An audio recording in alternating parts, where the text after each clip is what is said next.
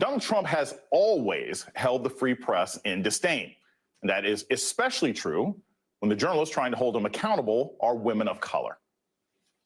On the campaign trail, you called yourself a nationalist. Some people saw that as emboldening white nationalists. Now people are also saying I don't know why you'd say that. That's such a racist there question. Are some people. That's such a racist question. Honestly, I mean, I know you have it written down and you're going to tell me. Let me tell you, it's a racist question. The same thing with April Ryan. I watch her get up. I mean, you talk about somebody that's a loser. She doesn't know what the hell she's doing. Are you going to include the Congressional Black Caucus and the Congressional Well, Hispanic I would. Caucus, I tell you what, do you want to set up the meeting? Do you want to set up the meeting? No.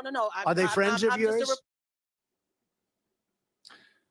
Comments like those make it all the more surprising then that the National Association of Black Journalists announced an interview with Trump at its annual conference this Wednesday. One co-chair of the event, Washington Post columnist Karen Attiah, just resigned from her position in protest. Coming on tonight to discuss, Roland Martin is the host and managing editor of Roland Martin Unfiltered. He joins us now. Roland, thank you so much for joining me. I'm just going to give you the floor because I think you represent the concerns of a lot of African-American journalists and just journalists, period. What is the main problem with NABJ inviting Donald Trump to be interviewed tomorrow at the conference in Chicago? Look, we've always invited presidential candidates, Republicans and Democrats. 1996, Bob Dole and Jack Kemp were there in Nashville. 2016, Hillary Clinton and Donald Trump were invited. Trump did not come. He did not come in 2017, 18, 19, or 20. The difference here is Donald Trump has been far more vicious in his attacks on journalists, on journalism, and the fourth estate.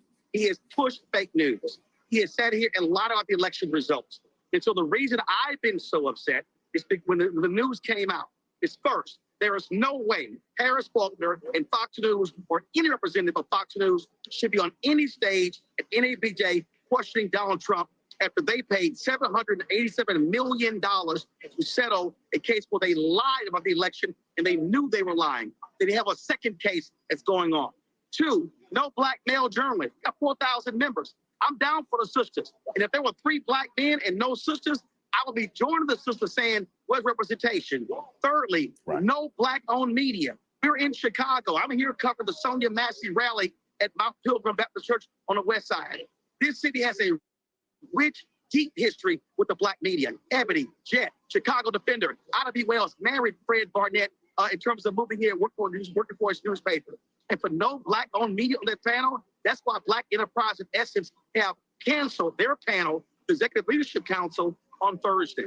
And so that's why people are upset, because this man has been vicious. You showed the video, attacking Jamel Hill, Yamiche Alcindor, April Ryan, all 3 people who were named NABJ's Journalists of the Year.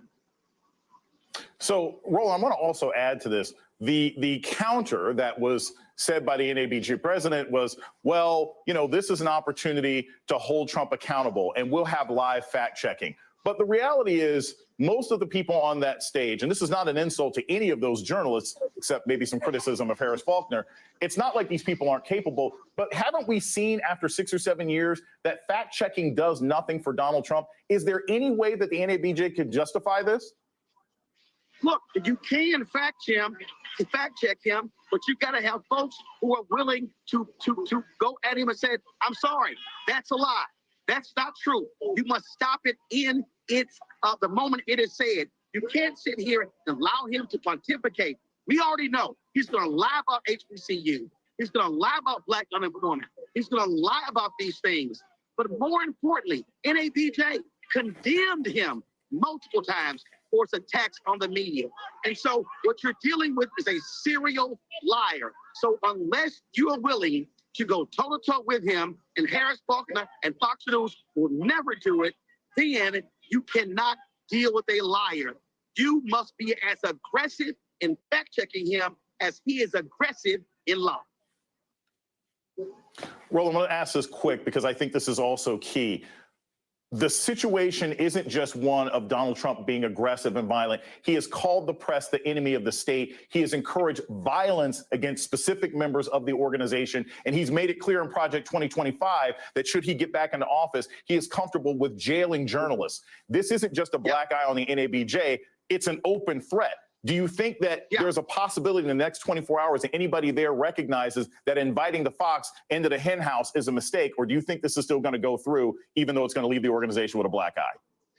Oh, it's still going to go through. And I'm also angry that NABJ turned down Vice President Kamala Harris's request to appear virtually and to take questions. You and I are talking on Skype. We do satellite interviews. So why could NABJ accommodate her since she's in Atlanta today, Houston tomorrow with Sicker Gamma Row, and the funeral of Congresswoman Chief Jackson Lee on Thursday? This is a failure of NABJ's leadership, and it's hard for me to say this. I'm a life member. I'm in the Hall of Fame. I'm a 3-time board member. This is my 35th year. But this is where leadership failed to factor all of these things in. Initially, I was going to leave because I got to go to Houston for Chief Jackson Lee's funeral, but I'm going to be there, and I'm telling you, if that man lies and they do not challenge him, you're going to hear somebody from the audience say, stop lying. Because we as journalists must be arbiters of truth. We cannot and should not be as so graceful in allowing somebody to lie in front of us, especially somebody with his history. Exactly. And we should not be giving him the platform to lie to our faces. Roland Martin, thank you so much for joining us this evening on All In. Really appreciate it. I appreciate it. Thank you.